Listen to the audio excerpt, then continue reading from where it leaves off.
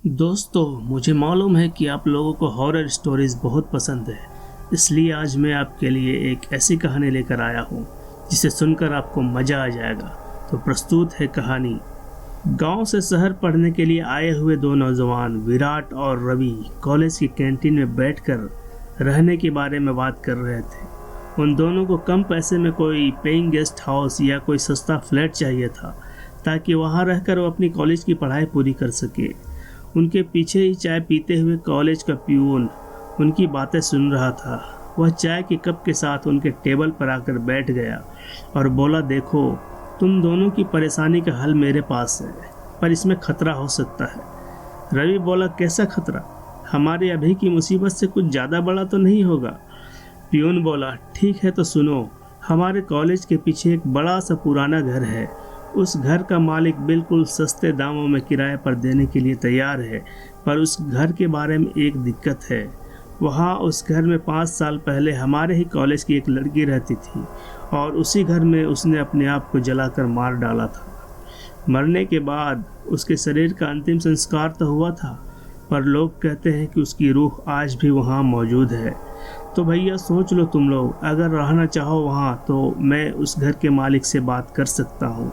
रवि और विराट दोनों तैयार हो गए।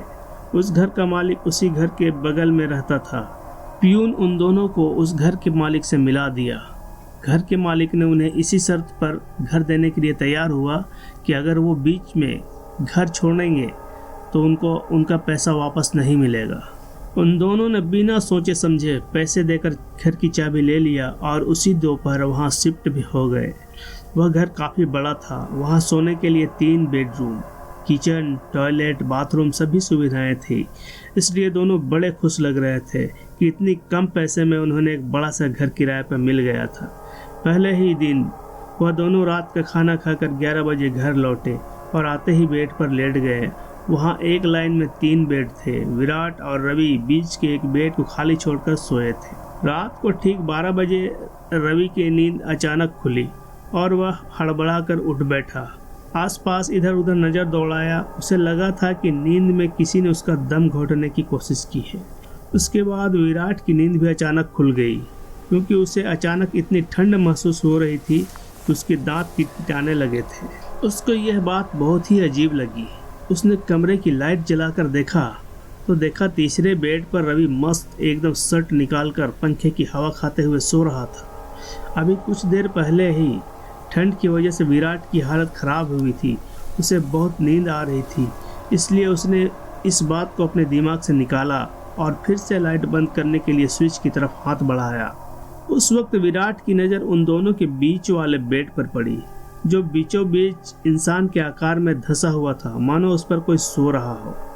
उसे अपनी आंखों के सामने जो दिख रहा था, उस बात को पक्का करने के लिए वह बेड के नज़दीक गया। विराट उस बेड पर हाथ फेर कर देखना चाहता था। तभी उसे ऐसा लगा कि उस बेड से अभी अभी कोई नीचे उतरा है। उसके मन में डर पनपने लगा था। उसे पियून की बात याद हो रही थी कि इस घर में आत्माओं का बसेरा है। तभी उसे फिर बेड से चरमराने की आवाज़ आई, जैसे कोई उस पर चढ़कर फिर से लेट गया हो। अब उसकी दिल की धड़कनें तेज होने लगी थी।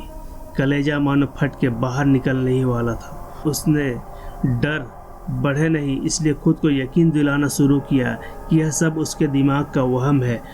वह चुपचाप बेड से उतरा और आंख में पानी मारने के लिए बाथरूम की तरफ चला गया। उसी वक्त वह घर एक विचित्र और डर भरी चीख से गूंज उठी। उस चीख की आवाज़ से रवि नींद से हड़बड़ा कर उठा और बाथरूम की ओर दौड़ा। जब रवि बाथरूम में पहुंचा तब उसे विराट जिस हालत में दिखा, उसे देखकर डर से रवि की रूह कांप गई, क्योंकि उसके सामने विराट बाथरूम पर जमीन पर पड़ा हुआ था और उसकी छाती पर एक आग से जली हुई लड़की का भयानक प्रेत बैठा हुआ था। डर से विराट की घिघी बंद गई थी। वह बोल नहीं पा रहा था। किसी गूंगे की तरह इशारे करके वो रवि से मदद मांग रहा था, पर रवि कुछ कर नहीं पा रहा था, क्योंकि डर के मारे उसके खुद के हाथ पैर से आधी जान निकल चुकी थी। डर के मारे भूत भूत चिल्लाता हुआ रवि दरवाजे की ओर भागने लगा, पर जब वह दरवाजे की तरफ भाग रहा था, उसकी नज़र बेड पर पड़ी, जो ठीक दरवाजे के बगल में था।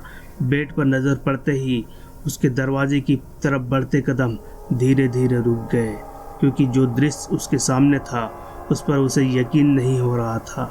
लाइट की तेज रोशनी चमक रही थी, पंखा भी तेज चल रहा था।